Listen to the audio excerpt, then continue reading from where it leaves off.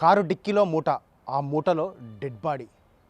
కరీంనగర్ వరంగల్ జాతీయ రహదారి మధ్య ఎల్కతుర్తి వద్ద ఈ కారులో డెడ్ బాడీ, మహిళ డెడ్ బాడీ కలకలం రేపుతుంది. కరీంనగర్ నుండి ఇటు వరంగల్ మధ్య ఈ జాతీయ రహదారి పక్కనే నిర్మానుషంగా ఉన్న ప్రదేశంలో గుర్తు తెలియని వ్యక్తి గత 3 రోజుల క్రితం ఇక్కడ కారు వదిలి వెళ్ళాడు. ఆ కారు నుండి దుర్వాసన వెదజల్లుతున్న నేపథ్యంలో నిన్న అక్కడ పక్కన ఉన్నటువంటి గర్ల్స్ హాస్టల్ నుంచి రెగ్యులర్గా ఈ మార్గంలో పిల్లలు వెళ్తుంటారు. అటువంటి పిల్లలు గుర్తించి ఇక్కడ దుర్వాసన వస్తుందని చెప్పి స్థానికులకు సమాచారం ఇచ్చిన నేపథ్యంలో స్థానికులు వెంటనే పోలీసులకు సమాచారం ఇచ్చారు. TS03FF 8094 నెంబర్ గల ఈ కారు ఎవరిదని పోలీసులు నిన్న ఆరా తీసిన క్రమంలోనే ఇదే ఎల్కతుర్తి మండల కేంద్రానికి చెందిన ఒక సురేందర్ అనే వ్యక్తికి చెందిన కారుగా గుర్తించారు. అతన్ని వెంటనే పిలిచి ఈ కారులో ఏముంది అని చెప్పి ఆరా తీసిన నేపథ్యంలో అతను అప్పటికే వినోద్ అనే ఒక సాఫ్ట్వేర్ ఎంప్లాయీకి ఈ కారు అద్దెకు ఇచ్చినట్లుగా తేలింది. గత కొద్ది రోజుల నుండి ఆ వినోద్ అనే వ్యక్తి ఈ కారును యూజ్ చేస్తున్నాడు. సో అతను సాఫ్ట్వేర్ ఎంప్లాయీగా గుర్తించారు. సో అతన్ని డిక్కీ ఓపెన్ చేసిన క్రమంలో డిక్కీలో బ్యాక్ ఒక మూట లభ్యమైంది. అంటే మొత్తం ఒక చెద్దర్లో ఒక మూట కట్టి ఉంది. ఆ మూట లోపల ఒక మహిళ డెడ్ బాడీని గుర్తించారు. అంతా షాక్ అయ్యారు. 3 రోజుల నుంచి ఇక్కడ కారు ఉంది, ఆ కారులో డెడ్ బాడీ ఉంది. 3 రోజుల నుంచి కూడా ఎవరు గుర్తించలేకపోయారు. సో ఒక్కసారిగా కారు ఓపెన్ చేసిన క్రమంలో ఆ కారు అంతా దుర్వాసన వెదజల్లుతుంది. ఈ క్రమంలోనే అక్కడ డెడ్ బాడీని అయితే గుర్తించారు. నిన్నటి నుండి ఈ డెడ్ బాడీ ఎవరిది, అసలు చంపిన వ్యక్తి ఎవరు, ఎందుకు చంపారు అనే కోణంలో పోలీసుల విచారణ కొనసాగుతుంది. అయితే ప్రాథమికంగా ఇప్పటివరకు ఉన్నటువంటి సమాచారం ప్రకారం ఆ మహిళ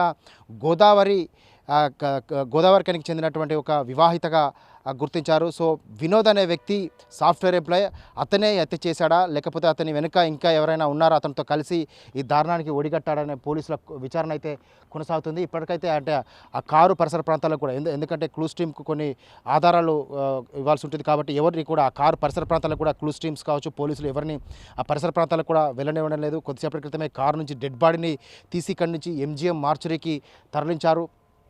ఆ మహిళకు సంబంధించి అంటే ఎక్కడ హత్య చేశాడనేది పోలీసులు విచారణలో తేలాల్సి ఉంది. ప్రాథమికంగా మాత్రం ఇప్పటికైతే కరీంనగర్లోనే ఈ దారుణానికి 3 రోజుల క్రితమే ఒడిగట్టినట్లుగా తెలుస్తుంది. 3 రోజుల క్రితమే ఆ మహిళను దారుణంగా కొట్టి చంపి ఆ డెడ్ బాడీని మూట కట్టి ఆ మూటను డిక్కీలో వేసుకొని కరీంనగర్ నుండి రోడ్డు మార్గంలోనే ఇక్కడికి వచ్చినట్టుగా తెలుస్తుంది. ఎవరు చూడకుండా రహస్యంగా అక్కడ కారును పార్కింగ్ చేసి తిరిగి కారు పక్కన ఎక్కడైతే పార్కింగ్ చేశారో పక్కనే అతను ఒక అపార్ట్మెంట్లో నివాసం ఉంటున్నట్లుగా తెలుస్తుంది. సో ఆ అపార్ట్మెంట్కు అతను వెళ్ళిపోయాడు. తర్వాత ఇప్పుడు ఇరుగు పొరుగు వారంతా కూడా ఆ కారు నుండి దుర్వాసన వస్తున్న క్రమంలోనే గుర్తించి పోలీసులకు సమాచారం అందించిన నేపథ్యంలోనే ఈ విషయం బయటపడింది. ఇప్పుడు వినోద్ని అయితే పోలీసులు అదుపులోకి తీసుకొని విచారణ జరుపుతున్నారు. ఈ హత్యకు దారితీసిన కారణాలేంటి, అసలు ఈ వినోద్ ఒక్కడే ఈ దారుణానికి ఒడిగట్టాడా లేకపోతే అతనితో ఇంకెవరైనా దీంట్లో భాగస్వామ్యం అయ్యారా, అసలు ఎందుకు ఈ దారుణానికి ఒడిగట్టాల్సి వచ్చింది, సో ఆమెను ఎందుకు హత్య చేశాడు అనేది పోలీసుల విచారణలో వెల్లడి కావాల్సి ఉంది. సో ఆమెకు ఇప్పటికే పెళ్లి అయినట్లుగా తెలుస్తుంది. ఒక వ్యక్తితో వివాహం జరిగి ఆ తర్వాత విడాకులు కూడా అయినట్టుగా తెలుస్తుంది. సో ఆ మహిళతో ఇతనికి ఎలా పరిచయం ఏర్పడింది, ఆ పరిచయం ఎందుకు ఎత్తకు దారితీసింది అనేది పోలీసుల విచారణ పూర్తి వివరాలు వెల్లడి కావాల్సి ఉంది. ఇప్పటికే ఆ వ్యక్తిని పోలీసులు అయితే అదుపులోకి తీసుకొని విచారిస్తున్నారు. కానీ అత్యంత దారుణంగా కొట్టి చంపి ఆమెను మూట కట్టి ఈ విధంగా నిర్మానుషంగా ఉన్నటువంటి ప్రదేశంలో ఆ కారులో ఒక మామూలుగా ఏదైనా వస్తువులు తీసుకెళ్ళినట్లు కూరగాయల మూట తీసుకెళ్ళి ఆ దారుణానికి ఒడిగట్టాడు.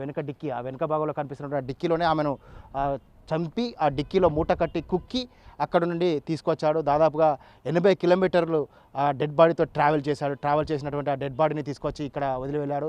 పోలీసులు కూడా విచారిస్తూ వారి నుంచి ఆధారాలు సేకరించే ప్రయత్నాలు చేస్తున్నారు. ఏ రోజు తీసుకొచ్చారు అంటే ఈ పరిసర ప్రాంతాల్లో ఎక్కడ సీసీ కెమెరాలు కూడా లేవు, ఆయన ఏ మార్గంలో తీసుకొచ్చారని తెలుసుకోవడానికి. సో పోలీసులు ప్రాథమికంగా ఇప్పటివరకైతే ఇది కరీంనగర్ నుండి తీసుకొచ్చినట్టుగా ప్రాథమికంగా గుర్తించారు. ప్రస్తుతం అయితే ఆ వినోద్ను అదుపులోకి తీసుకొని విచారిస్తున్నారు. హత్యకు దారితీసిన కారణాలేంటి, వివాహేతర సంబంధమే కారణమా, ఇంకా ఏమైనా కారణాలు ఉన్నాయనేది పోలీసుల విచారణలో వెల్లడి కావాల్సింది. ప్రస్తుతం అయితే ఎవరైతే సాఫ్ట్వేర్ ఎంప్లాయీ ఉన్నాడో వినోద్ను అదుపులోకి తీసుకొని పోలీసులు విచారిస్తున్నారు. పోస్ట్ మార్టం అనంతరం ఆ హత్యకు ఏ విధంగా హత్య చేశాడనే నిర్ధారణ అయ్యే అవకాశం ఉంది. సో సేమ్ టైంలో హత్యకు దారితీసిన కారణాలేంటి, ఈ వినోద్ ఎందుకు ఇంత దారుణానికి ఒడిగట్టాడు, సో అతని ఒక్కడే భాగస్వామ్యం ఉందా, ఇంకా ఏదైనా అఘాయిత్యానికి ఒడిగట్టారా అనేది పోలీసుల విచారణ పూర్తి నిజాలు వెల్లడవలసి ఉంది. సో మొత్తం మీదైతే ఈ హత్య ఇటు హనుమకొండ వరంగల్ జిల్లాలో సంచలనం సృష్టించింది. అటు వరంగల్తో పాటు కరీంనగర్ జిల్లా కూడా ఈ సంబంధాలు ఈ మూలాలన్నీ కూడా కరీంనగర్ జిల్లాలో ఉన్న నేపథ్యంలో 2 జిల్లాల పోలీసులు 2 కమిషనరేట్ల పోలీసులు సంయుక్తంగా విచారణ జరుపుతున్నారు.